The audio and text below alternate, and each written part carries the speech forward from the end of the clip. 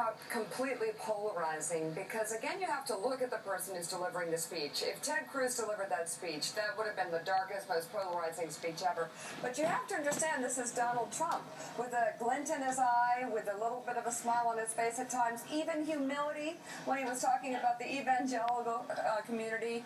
And to an extent, this was Trump talking in the language that he speaks to the American people. I think we sometimes, Katie, forget that. Yeah, I mean, I think that his speech was, as we've seen, a whole lot of me, without a lot of solutions. And I think that that's worked for him up until now. But we still haven't heard much on how he would do anything.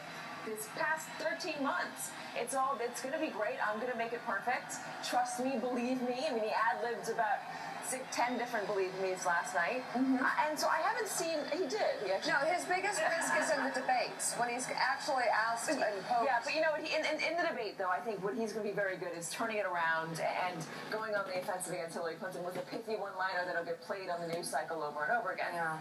My question is, at what point do the American people look up at their television screens and say, how are you going to do this? This all sounds wonderful, but can you give me a plan on how this is going to get done? How are you going to work with Congress? How do you believe you're going to be able to balance the budget in the way that you say you're going to do? When you're talking about your tax plan, how are you going to reconcile that with the analysts who say that you're going to create incredible debt from it? So when you ask people who are voting for Donald Trump that question, they don't seem to care. They don't care. They go, he's going to figure it out. I've got to say, with all due respect, you and immediate members of your family didn't care 4 years ago or 8 years ago when you all were running around screaming hope and change. I go, what is that?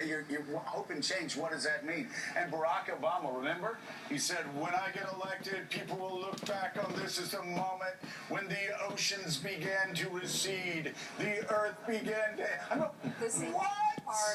What? So Donald Trump's talking about making streets safer.